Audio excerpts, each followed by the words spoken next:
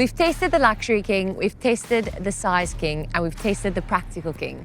But today's SUV is a mix of all three of them. This is the Ford Everest XLT. It's not the biggest, it's not the flashiest, and it's not the most expensive, but it might be the most balanced SUV we've done in this series.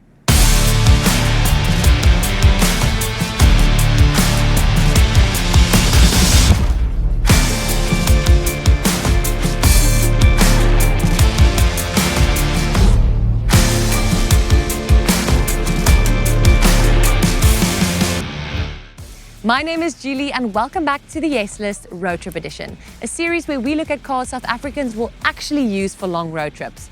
Not how fast the car can get from 0 to 100 or fancy marketing buzzwords, but real-world stuff like safety, tech, features, and real-world road trip happiness. Now, if you're not subscribed yet, you know what to do because this is car number 4 out of 5 of our road trip Yes List. So let's see what this car can do. Let's go.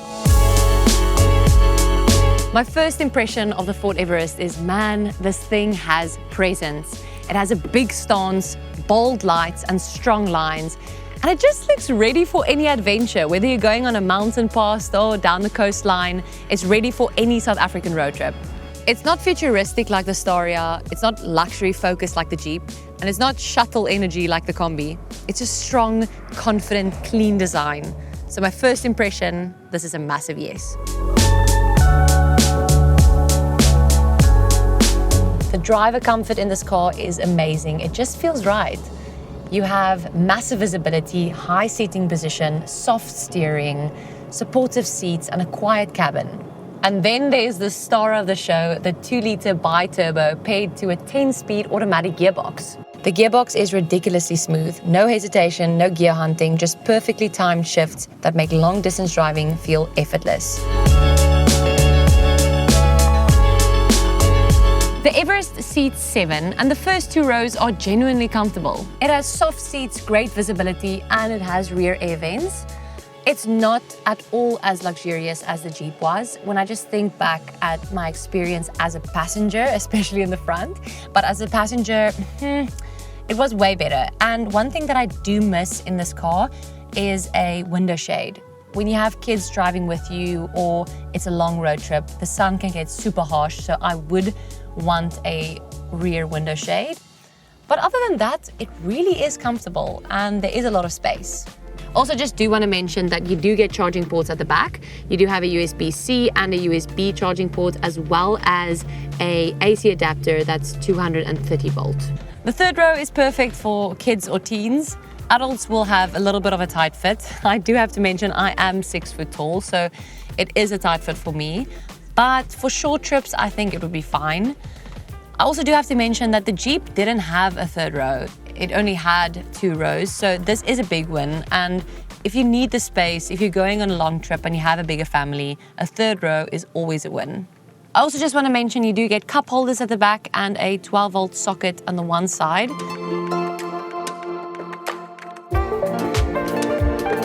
Let's talk about boot space and practicality. Now, with all 7 seats up, the boot is pretty small. Now, that's normal for SUVs, but if you fold the seats down, it suddenly becomes extremely practical. And fold row 2 down, and it becomes a space where you can literally camp inside.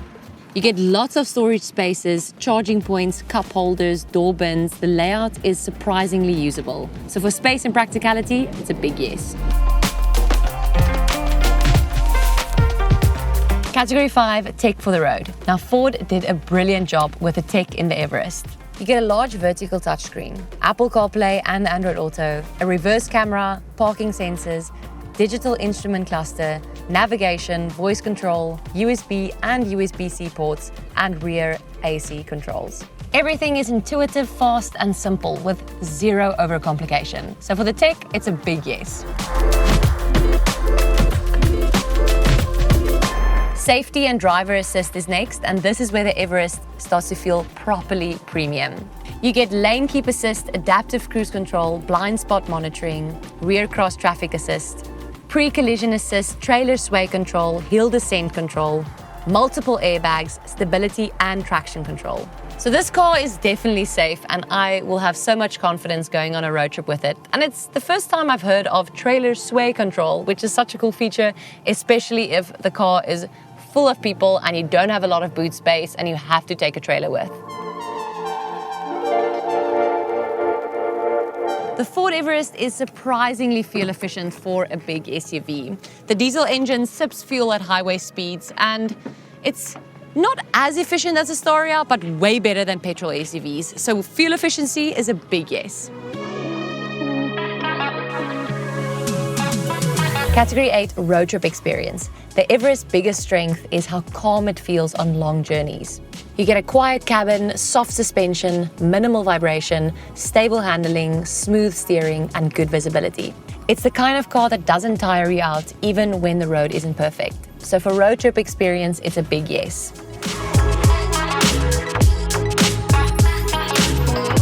Category 9, Adventure Readiness. Now this is where the Everest really starts to flex. It has a real 4x4 system, terrain modes, good ground clearance, a stable chassis, strong torque, and it's really good on the gravel. This car wants to go off the beaten track. So for Adventure Readiness, it's a big yes.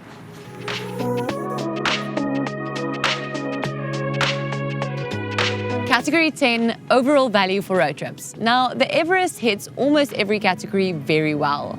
It is more premium than the Combi, more capable than the Staria, and more balanced than the Jeep. So it's the all-rounder SUV, the one that isn't too expensive, not too luxurious, but does every single thing you need for a road trip in South Africa. So the value is a big yes. Here's what makes the Everest special: effortless capability. And I felt it in the simplest moment. It was an overtake on the highway. I pressed the accelerator and the Everest just delivered. Smooth, composed, and controlled. It's almost like it already knew what I needed. That's when it clicked. The Everest gives you comfort and control with zero stress, and that is the X factor. But here's a challenge. With all 7 seats upright, the boot is tiny. You can carry people or you can carry luggage, but not both. So if you have 7 passengers, you're gonna have to take a trailer. So that's the trade-off. Okay, the moment of truth. Let's update our leaderboard. Here are the rankings. Our number 1 spot is still the Jeep Grand Cherokee, still the luxury and comfort champion. Creeping in to 2nd place, we've got the Ford Everest XLT, the most balanced, capable road trip SUV. At number 3, we've got the Hyundai Staria, unbeatable for big groups. And finally, number 4, our VW Combi. Practical, reliable, but still outperformed in comfort and features. So, does the Ford Everest XLT deserve a yes? For long-distance road trips in South Africa, for families, for towing, for gravel, for mountains, for proper holidays, it deserves a massive yes. It's one of the strongest road trip SUVs in the country. And that's it for this week's episode of The Yes List. We have tested 4 out of our 5 cars, and next week it's our 5th and final contender. And the leaderboard might be shaken up. So don't forget to like, subscribe, and comment if you think this car deserved to take spot number 2. I'll see you next week. Bye.